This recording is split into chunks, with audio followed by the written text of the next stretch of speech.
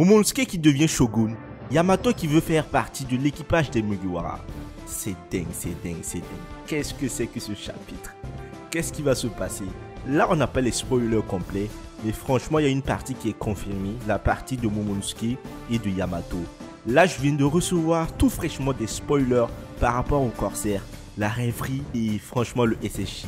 C'est un truc démentiel. Salut les pirates, paix et fortune sur vous. Comme vous le savez, ce chapitre, ces spoilers que j'apporte seront démentiels. Donc restez jusqu'au bout. J'ai même pas le souffle parce que là je viens de voir un truc de malade mental.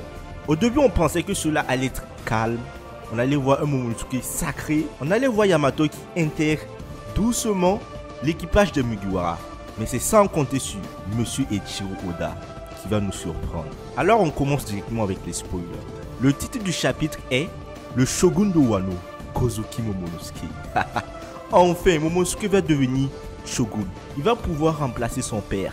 Il va pouvoir faire du bien à ce peuple qui a souffert énormément. Les Kozuki sont de retour après 20 ans de règne des Kurozono.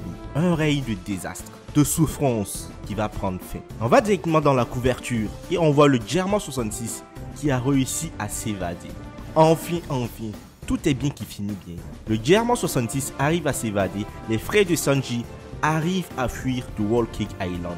C'est une très bonne nouvelle. Ce qui veut dire peut-être que Katakuri n'a pas intervenu. Avec son acquis du turfu, il aurait pu prévoir tout cela. Mais je ne sais pas ce que Katakuri devient. J'aurais voulu voir Katakuri intervenir pour voir ce que ce personnage est devenu. Aussi Crackers aussi. Cependant, s'ils avaient intervenu, je ne pense pas que les Germains allaient pouvoir s'enfuir. Le chapitre commence avec Momonosuke qui donne un discours à tout Wano. Momonosuke est en train de donner un discours réconfortant à tout Wano en tant que nouveau shogun. Momo est devenu shogun dans ce chapitre. Il a été sacré shogun de Wano Kuni. Je suis vraiment fier de lui, je suis très content. Peu importe là où Oden son père se trouve, il doit être aussi fier. Alors, il aura un grand défi à relever. Reconstruire ce peuple, reconstruire ce territoire qui a été détruit par diverses malversations de Kaido et de Orochi. Après que Momonosuke soit devenu le shogun, le narrateur nous dit qu'à l'avenir, il sera connu dans le monde entier comme le meilleur shogun du pays de Wano de tous les temps. Qu'est-ce que le narrateur est en train de nous faire là? Le narrateur connaît déjà la suite, il connaît déjà le futur ou quoi? Ouais, c'est vrai que c'est le narrateur, il est en train de nous raconter une histoire, donc ça veut dire qu'il sait ce qui va se passer. Non mais ça veut dire que Momonosuke sera un très grand shogun qui va durer dans le temps. Et forcément un shogun qui sera très puissant, qui pourra protéger son peuple et qui lui permettra d'avoir de nouveau la richesse et de pouvoir sourire réellement. J'ai hâte de savoir, ce Momonosuke adulte, quel est son niveau de puissance? Quel sera son niveau de maturité? Parce que lorsque Shinobu l'a fait grandir, je pense que physiquement il a grandi, mais mentalement il n'a pas grandi. Donc ça m'intrigue. C'est comme une grande personne dans le corps d'un enfant. Est-ce que cela va changer avec le temps? Je me pose des questions. Mais si le narrateur dit qu'il va être l'un des plus grands shoguns, c'est que franchement il va réussir à surmonter ce défi. On voit enfin l'apparence de Momonosuke et il a les cheveux longs. Après cela, on a un petit flashback de Tama. On apprend que son pouvoir ne dure qu'un mois. Ah ouais, si son pouvoir ne dure qu'un mois, ça veut dire que tous les gifters qu'elle a pu convertir vont reprendre contrôle au bout d'un mois. Et comment ces personnes vont réagir? Bon, Kaido n'est plus là, Orochi n'est plus là. Forcément, soit ils se rangent sous les Kozuki, soit ils se font lyncher. Et je pense que ouais, ils n'ont plus le choix, Déjà qu'ils faisaient partie des membres les plus faibles de l'équipage des 100 bêtes. Après ce sont des pirates, je pense qu'ils vont peut-être vouloir s'enfuir. Parce que les pirates, les méchants pirates comme ces mecs, ils pourront pas vivre dans la paix. S'ils restent, ils deviendront des bandits. Je pense que Momonosuke va leur donner un choix. Soit vous quittez Wano Kuni, soit vous vous rangez sous ma coupe. Et je pense qu'ils ont l'esprit de pirate. Ils vont vouloir s'enfuir, ils vont vouloir naviguer sur le Shinsekai.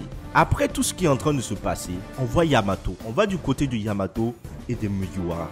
Yamato dit à l'équipage qu'elle, Kozuki Oden, les rejoindra sur leur navire. Certains membres en sont heureux et certains membres sont choqués. Ah les amis, je vous lance un défi. Là maintenant, mettez une pause et dites-moi en commentaire quels sont les membres selon vous qui seront choqués et quels sont les membres selon vous qui seront heureux. Tout le monde sait déjà que Sanji sera heureux, ça ne fait pas partie. Mais c'est vraiment extraordinaire et démentiel. J'avais fait une vidéo sur la prime de Yamato. Je lui avais donné 1 milliard de berries. Ce qui veut dire que si Yamato intègre l'équipage des Mugiwara, Jinbei sera out du Monster Trio. Jinbei ne sera pas membre des 3 commandants les plus puissants des Mugiwara. Ça sera Zoro, Sanji et Yamato. Parce qu'on sait que là où Jinbei il n'a plus de marge de progression. Donc, il sera aux environs de 800 millions de bérets.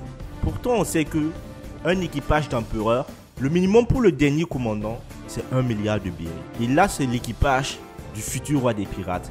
Donc, forcément, il faut avoir des membres qui ont une progression, une marge de progression. C'est vraiment triste pour Jinbei, mais bon, la jeunesse surplombe la vieillesse. Ah là, l'équipage de Luffy sera extrêmement puissant.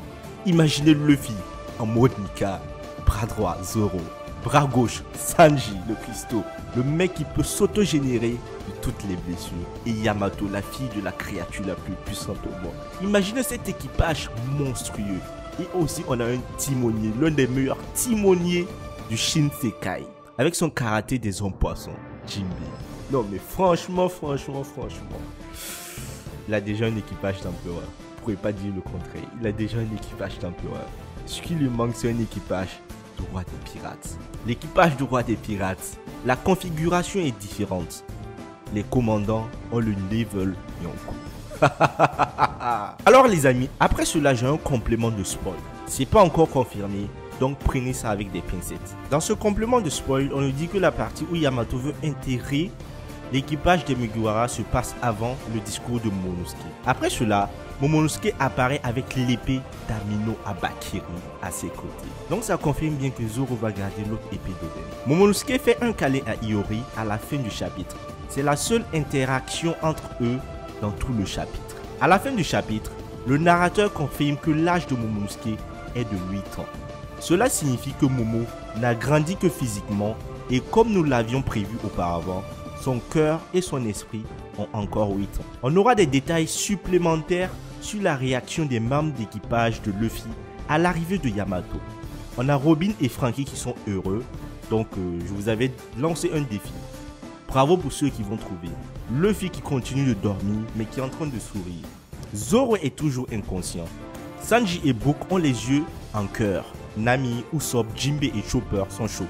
Le leaker dit que Iori pleurait avant de serrer Momonosuke dans ses bras. Momo ressemble à Oden, ce qui est en train de se confirmer, mais avec un visage doux et des cheveux longs. Mais ses cheveux ont un nœud à la japonaise. Vous le verrez sur les pages. On voit Yamato se préparer pour le discours de Momo et elle est touchée, elle est complètement émue.